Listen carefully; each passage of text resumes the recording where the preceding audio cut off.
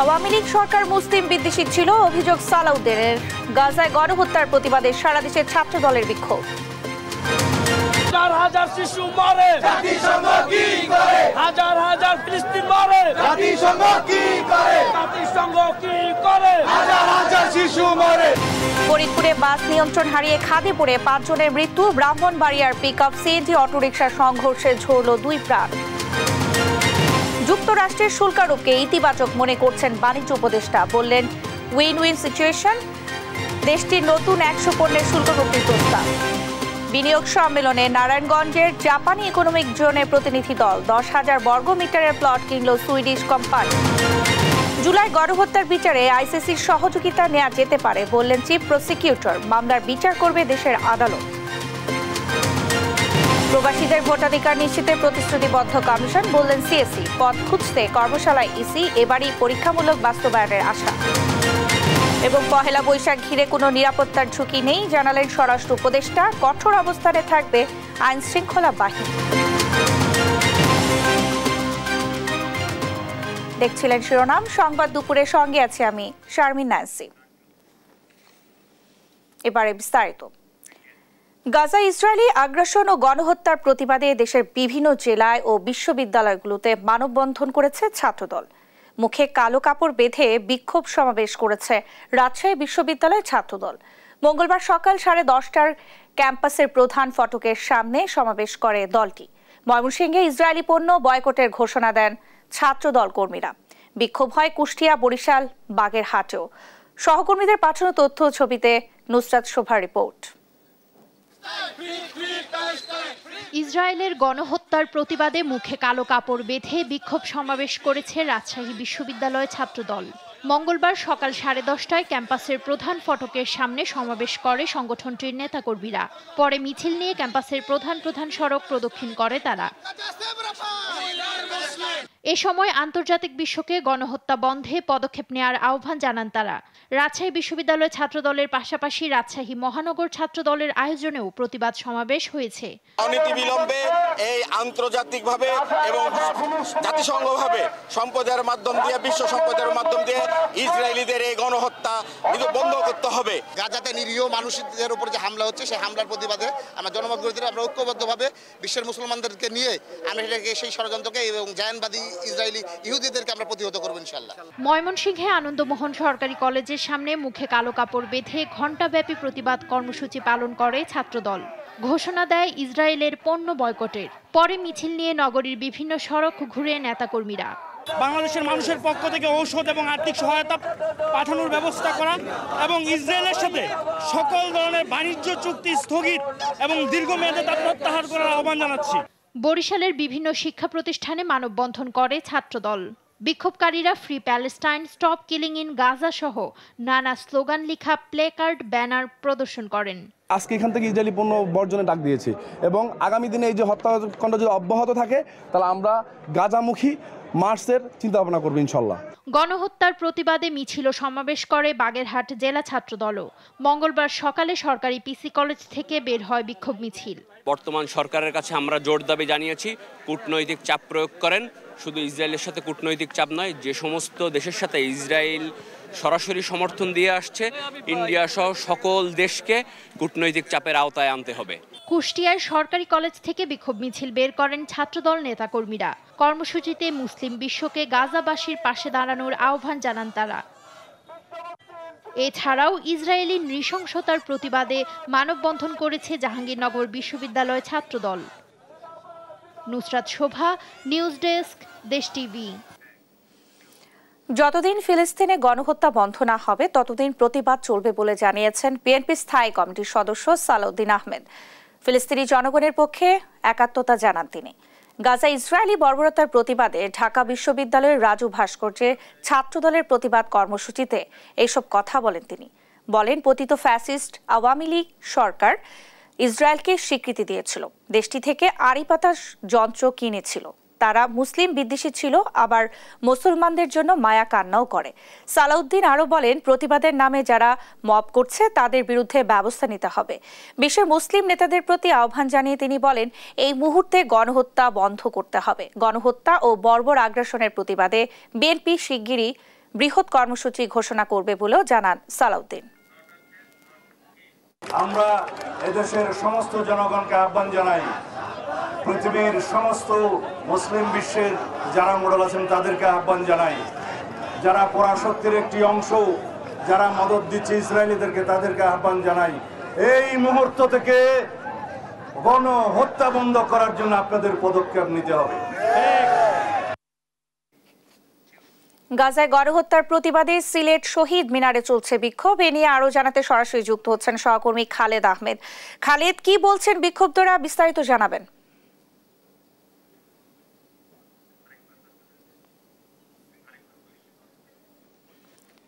খালেদ, আপনি নিশ্চয়ই শুনতে পাচ্ছেন।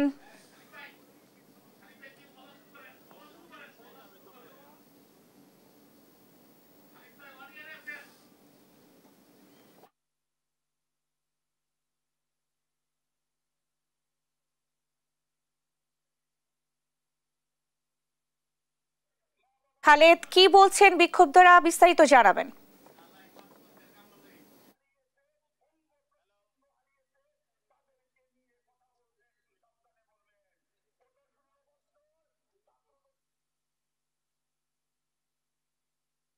কর্মীর সাথে যুক্ত হবার চেষ্টা করছিলাম, কিন্তু সংযোগটি আমরা পাইনি।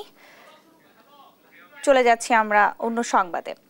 ফিলিস্তিনের প্রতি সহমর্মিতা জানিয়ে কর্মসূচির জন্য বাংলাদেশের জনগণের প্রতি কৃতজ্ঞতা জানালেন ঢাকায় নিযুক্ত ফিলিস্তিন রাষ্ট্রদূত ইউসুফ এস ওয়াই রামাদান। বাংলাদেশিদের মহত্ব ও মানবতার স্মরণীয় হয়ে থাকবে বলে সোমবার এক বার্তায় কথা জানান ফিলিস্তিনি রাষ্ট্রদূত।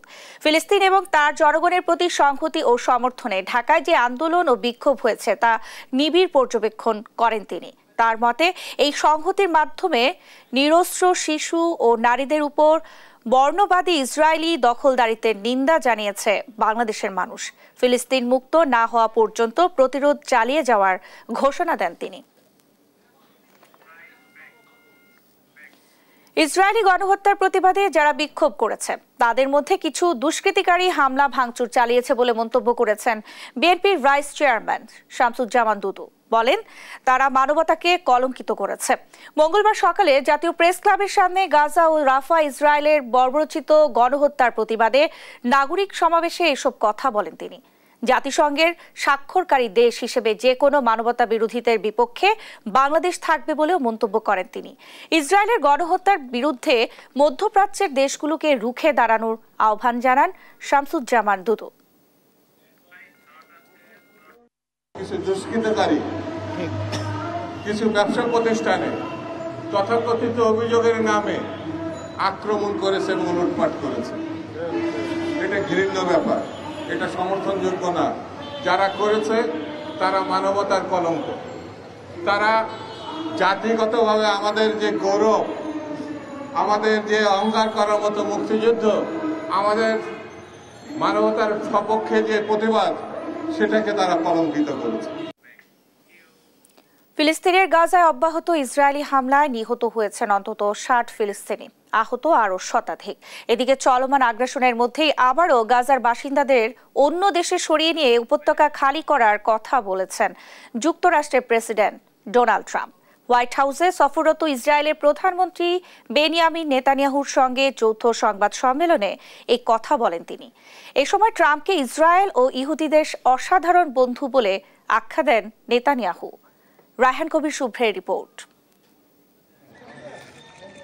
বিশ্ব মানবতাকে বৃদ্ধাঙ্গুলি দেখিয়ে অবরুদ্ধ গাজা উপত্যকায় বর্বর হামলা চালাচ্ছে ইসরায়েল। স্থানীয় সময় মঙ্গলবার খান ইউনিসে হামলা চালায় ইসরায়েলি সামরিক বাহিনী আইডিএফ। এ হামলায় প্রাণ হারিয়েছেন ৬০-এর অধিক ফিলিস্তিনি, আহত আরও শতাধিক। এর ফলে অবরুদ্ধ এই উপত্যকাটিতে নিহতের মোট সংখ্যা ৫০,৭৫০ ছাড়িয়ে গেল। যুদ্ধবিরতি লঙ্ঘন করে গেল ১৮ই মার্চ থেকে গাজায় নির্বিচার গণহত্যা শুরুর পর ক্রমাগত নিজেদের দখলদারিত্ব বাড়িয়ে চলছে বর্বর ইসরায়েল। এখন পর্যন্ত গাজা উপত্যকার ৫০% জমি দখলে নিয়েছে আইডিএফ। এর ফলে নিজ ভূমিতে অস্তিত্বহীন হয়ে পড়েছেন ফিলিস্তিনিরা। এদিকে চলমান সংঘাতের মধ্যেই আবারও গাজার ফিলিস্তিনিদের অন্য দেশে সরিয়ে নিয়ে উপত্যকা খালি করার কথা বলেছেন মার্কিন প্রেসিডেন্ট ডোনাল্ড ট্রাম্প। স্থানীয় সময় সোমবার হোয়াইট হাউসের সফররত ইসরায়েলের প্রধানমন্ত্রী বেনিয়ামিন নেতানিয়াহুর সঙ্গে যৌথ সংবাদ সম্মেলনে একথা বলেন তিনি। তবে ফিলিস্তিনিদের কোন দেশে সরিয়ে নিতে চান সে বিষয়ে কিছু বলেননি মার্কিন প্রেসিডেন্ট। পৃথিবীর অসাধারণ জায়গার মধ্যে একটি গাজা, কিন্তু সেখানে কেউই থাকতে চায় না। আমি জানি অনেক দেশ আছে যারা ফিলিস্তিনিদের নিতে ইচ্ছুক। ফিলিস্তিনিদের একটি স্বাধীনতা অঞ্চল থাকুক যেখানে মানুষকে প্রতিদিন মরতে হবে না। আমি যুদ্ধ থামাতে চাই, আর আমার মনে হয় যুদ্ধ এমন এক সময় থামবে যা খুব বেশি দূর ভবিষ্যতে হবে না। এই পরিস্থিতিতে গাজা উপত্যকার নিয়ন্ত্রণ ও মালিকানার জন্য যুক্তরাষ্ট্রের একটি শান্তি বাহিনী থাকলে ভালো হবে। সংবাদ সম্মেলনে ট্রাম্প ও নেতানিয়াহু পাশাপাশি বসেন। এ সময় ডোনাল্ড ট্রাম্পকে ইসরায়েলের প্রত্যাশা অনুযায়ী সেরা মার্কিন প্রেসিডেন্ট ও বন্ধু হিসেবে বর্ণনা করেন ইসরায়েলি প্রধানমন্ত্রী। রায়হান কবির শুভ্র, নিউজ ডেস্ক, দেশ টিভি। গাজায় গণহত্যার প্রতিবাদে সিলেট শহীদ মিনারে চলছে বিক্ষোভ। এ নিয়ে আরো জানাতে সরাসরি যুক্ত হচ্ছেন সহকর্মী খালেদ আহমেদ। খালেদ, কি বলছেন বিক্ষোভকারীরা, বিস্তারিত জানাবেন।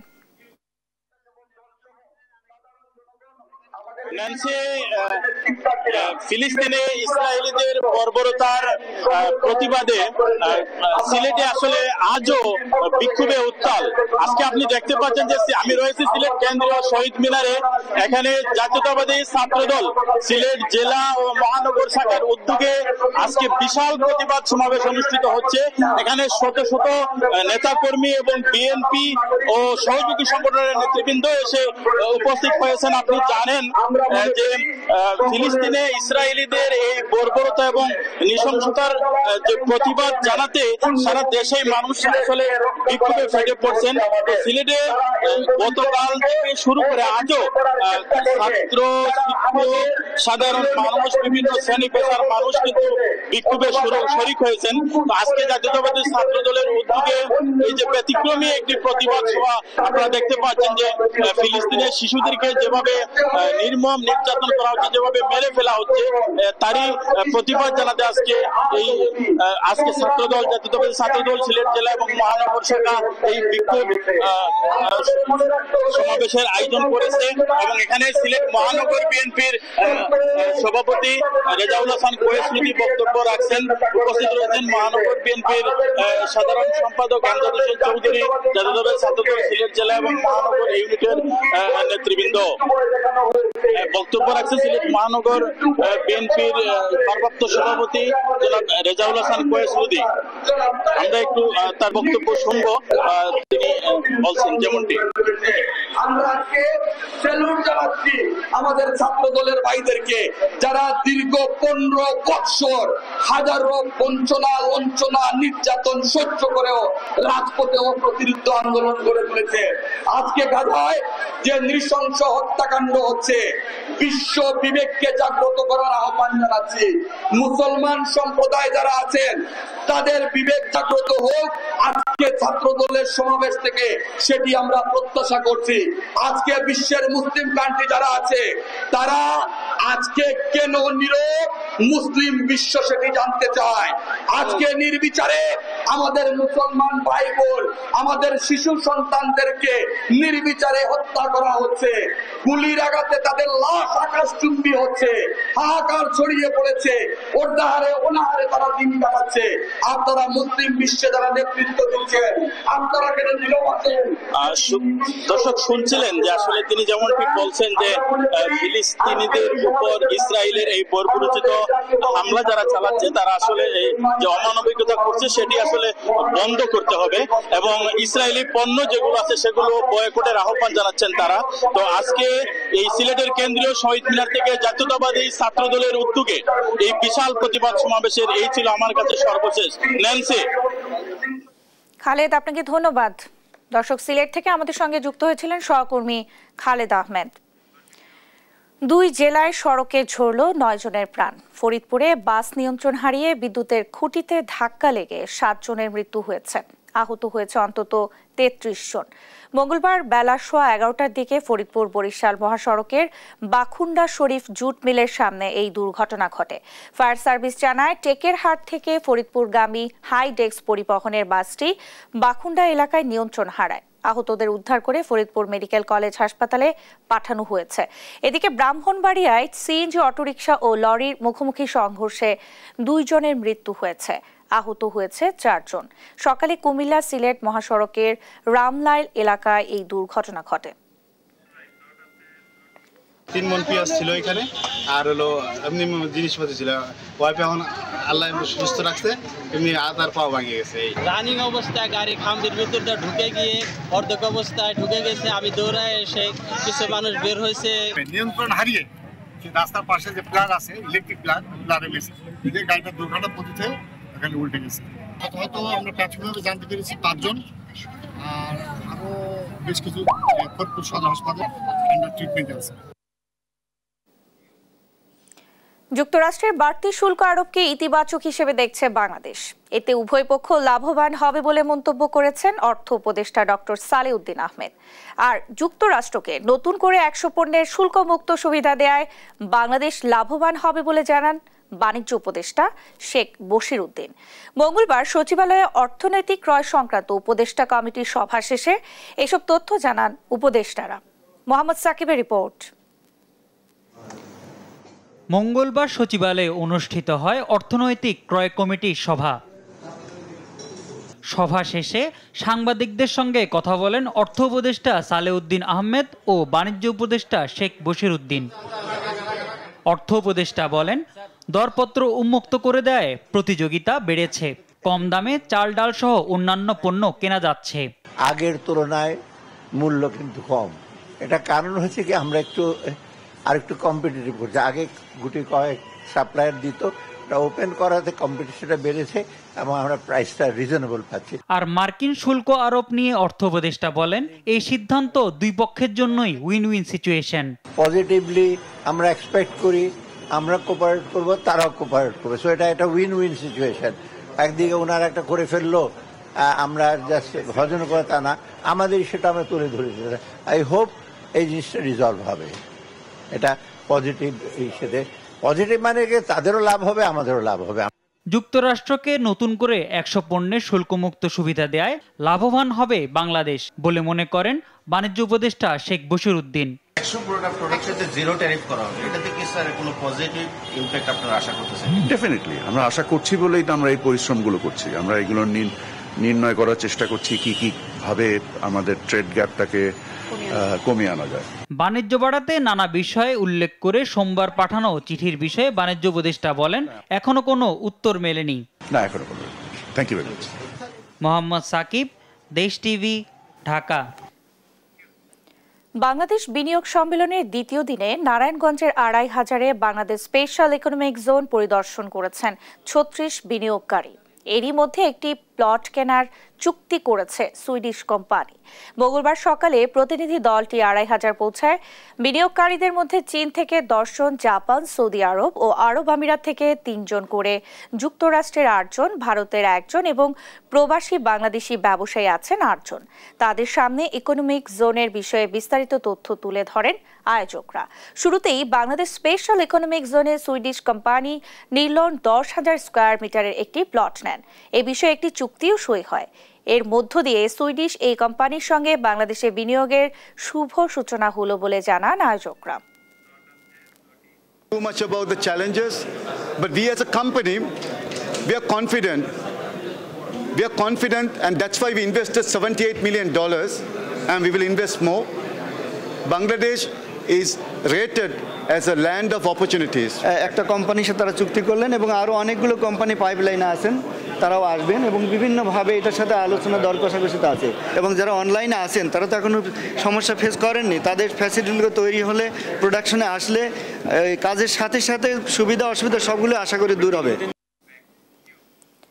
অন্তর্বর্তী সরকারের প্রধান উপদেষ্টা ডক্টর মোহাম্মদ ইউনুসের সঙ্গে বৈঠক করেছেন চীনা বিনিয়োগকারীদের একটি প্রতিনিধি দল ও দক্ষিণ কোরিয়ার ইয়াংওয়ান কর্পোরেশনের চেয়ারম্যান কি হাক সুং। বাংলাদেশ বিনিয়োগ সম্মেলন 2025-এর দ্বিতীয় দিন মঙ্গলবার চীনা বিনিয়োগকারীদের প্রতিনিধি দলটি রাষ্ট্রীয় অতিথি ভবন যমুনায় ডক্টর ইউনূসের সঙ্গে বৈঠক করেন। প্রতিনিধি দলের নেতৃত্ব দেন মেইনল্যান্ড হেডওয়্যার হোল্ডিংস লিমিটেডের ডেপুটি চেয়ারম্যান ও ব্যবস্থাপনা পরিচালক পলিন এনগান। দক্ষিণ কোরিয়ার বিনিয়োগকারীদের একটি প্রতিনিধি দলের নেতৃত্ব দেন কি হাক সুং। বৈঠকে বাংলাদেশের বিনিয়োগের সমস্যা ও সম্ভাবনা নিয়ে খোলামেলা আলোচনা হয় বলে জানিয়েছে প্রেস উইং। জুলাই আগস্টের গণহত্যার বিচার আন্তর্জাতিক অপরাধ আদালতে বিচার নিতে চায় না আন্তর্জাতিক অপরাধ ট্রাইব্যুনালের প্রসিকিউশন। মানবতা বিরোধী অপরাধের বিচার করার সক্ষমতা দেশের আদালতের আছে বলে জানিয়েছেন আন্তর্জাতিক অপরাধ ট্রাইব্যুনালের চিফ প্রসিকিউটর মোহাম্মদ তাজুল ইসলাম। এদিকে চট্টগ্রামে জুলাই আগস্ট গণহত্যায় সাবেক সংসদ সদস্য ফজলে করিমকে 16 এপ্রিল সেফ হোমে জিজ্ঞাসাবাদের অনুমতি দিয়েছে ট্রাইব্যুনাল। অস্ত্রধারী ফিরোজকে গ্রেফতার দেখিয়ে কারাগারে পাঠানোর নির্দেশ দেওয়া হয়েছে। একই সঙ্গে ফজলে করিমের জামিন শুনানি 20 এপ্রিল নির্ধারণ করেছে ট্রাইব্যুনাল। মঙ্গলবার বিচারপতি গোলাম মুর্তজা মজুমদারের নেতৃত্বে 3 সদস্যের ট্রাইব্যুনাল এই আদেশ দেন। আগে গত 25 মার্চ বৈষম্য বিরোধী ছাত্র জনতার আন্দোলনের সময় চট্টগ্রামে ছাত্রদল নেতা ওয়াসিম হত্যার ঘটনায় করা মামলায় সাবেক মন্ত্রী হাসান মাহমুদ, মহিবুল হাসান চৌধুরী নফেল, চট্টগ্রামের সাবেক সিটি মেয়র আজম নাসির রেজাউল সহ 15 জনের বিরুদ্ধে গ্রেফতারি পরোয়ানা জারি করেছিলেন বিশেষ ট্রাইব্যুনাল। আমরা নীতিগতভাবে বাংলাদেশের যে চলমান গণ হত্যা বলেন অথবা ক্রাইমস অ্যাগেনস্ট হিউম্যানিটি যে মামলাগুলো আছে, আমরা বাংলাদেশের এই ট্রাইব্যুনালেই এই বিচার করার ব্যাপারে আমাদের সিদ্ধান্ত রয়েছে। আমরা কোনো অবস্থাতেই এই বিষয়টি আইসিসিতে প্রেরণ করতে চাই না, এটা আমাদের সম্মিলিত সিদ্ধান্ত। তো আমরা চাই আইসিসি যদি আমাদেরকে টেকনিক্যাল সাপোর্ট দেয়, এইখানে বিচার হবে, তারা আমাদের বিভিন্ন টেকনিক্যাল সাপোর্ট দেবেন, সেটা অবশ্যই আমরা গ্রহণ করব। ব্রিফ করছেন পররাষ্ট্র উপদেষ্টা তৌহিদ হোসেন। সরাসরি চলে যাচ্ছি আমরা সেখানে। প্রধানমন্ত্রীর সাথে যখন বৈঠক হয়েছে তিস্তা পানি চুক্তি বন্টনের বিষয়ে আলাপ হয়েছে, কোনটার অগ্রগতি বেশি হয়েছে? অগ্রগতি সময় সাপেক্ষ ব্যাপার। ঝট করে আমরা কোনো কিছু প্রত্যাশা করছি না যে কালকেই কেউ এসে তিস্তা সমস্যার সব সমাধান করে দেবে। আমাদের একটা আমরেলা এমওইউ আছে নদীর পানি একটা অত্যন্ত জটিল এবং গুরুত্বপূর্ণ বিষয় আমরা জানি আমাদের জন্য, সবার জন্য, আমাদের জন্য বিশেষ করে সিজনাল ফ্লো যেখানে খুব বেশি তফাৎ হয়। কাজেই এ ব্যাপারে আমরা ওপেন থাকা যেটাকে বলে, আমরা ওপেন আছি। ভারতের সাথে সহযোগিতা সম্ভব, চীনের সাথেও সম্ভব, কোনোটাতেই কোনো বাধা নেই। আমরা দেখব যে কোন দিকে, কোন প্রজেক্টে কোন দিক থেকে সহায়তা নিলে আমাদের জন্য সুবিধা হবে এবং সেই অনুযায়ী ওয়াটার রিসোর্স মিনিস্ট্রি তাদের কার্যকলাপ করবে।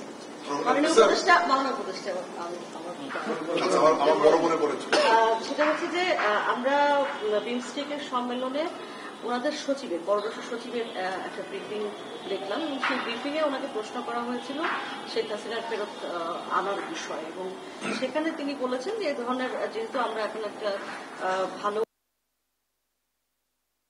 সেই সময় এই প্রসঙ্গ না উঠে উনি এক ধরনের অ্যাভয়েড করে গেছেন। যখন এই প্রসঙ্গটি উঠেছে বা আমাদের দিক থেকে যখন প্রসঙ্গটি উঠেছে, তখন ওনাদের উত্তর কিছু ছিল কিনা সেটা আমরা জানতে চাই। এই বিষয়ে আসলে কোন রকম কোনো কথাবার্তা হয়েছে?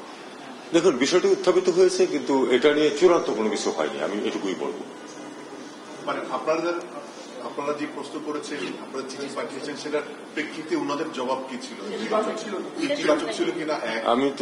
আমি যেটা বলছি সেটা হলো এরকম যে এটা নিয়ে চূড়ান্ত কোনো কথাবার্তা হয়নি, কাজে আমরা এটাকে এখানেই রাখি। আমরা তো তাদের কাছে চেয়েছি যে ফেরত দেওয়া হোক, তাকে বিচারের সম্মুখীন করার জন্য। মাননীয় উপদেষ্টা, আমরা আজকেও দেখেছি আর কি, ইতালি যে ইচ্ছুক প্রায় কয়েকশো কর্মী বিক্ষোভ করেছে এবং তারা যে দাবিটি করছে, তারা নুরুস্তা এবং ওয়ার্ক পারমিট সহ ভিসার জন্য আবেদন জমা দিলেও, তারা বলছে 7,000-এর মতো কর্মী জমা দিলেও তারা আসলে ভিসা পাচ্ছে না। পররাষ্ট্র মন্ত্রণালয় থেকে এই বিষয়টি কি আসলে ইতালি সরকারের সাথে বিষয়টি নিয়ে আসলে অ্যাড্রেস করা হয়েছে কিনা? এই বিষয়টি নিয়ে আমরা কন্টিনিউয়াস তাদের সাথে যোগাযোগে আছি। কিছু সমস্যা আছে যেটাতে আমাদেরও দোষ আছে, এটা নিজেদের ত্রুটিটা কিন্তু স্বীকার করা উচিত।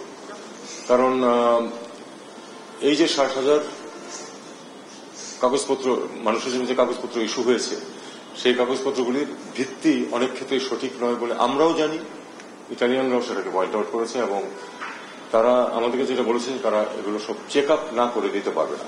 আমাদের এটা দুঃখজনক হলেও সত্য যে আমাদের কাগজপত্রের জেনুইনিটি নিয়ে বিশ্বব্যাপী বিভিন্ন সময় বিভিন্ন দেশ থেকে কিন্তু সন্দেহ প্রকাশ করা হয় এবং তাদের সন্দেহ অমূলক নয়, এটা আমরা জানি।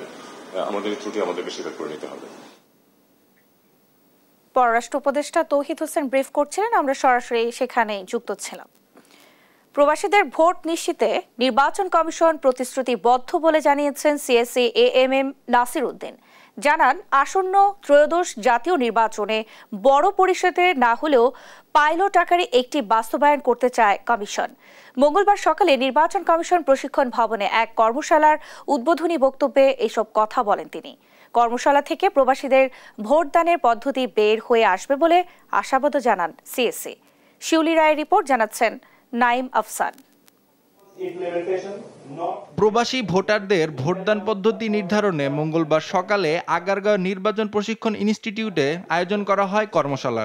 এতে পোস্টাল, অনলাইন ও প্রক্সি ভোটিং সিস্টেম পর্যালোচনা করা হচ্ছে। উদ্বোধন অনুষ্ঠানে অংশ নেন প্রধান নির্বাচন commissioner AMM Nasir Uddin.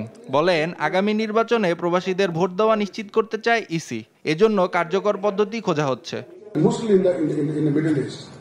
And we have many in Malaysia also.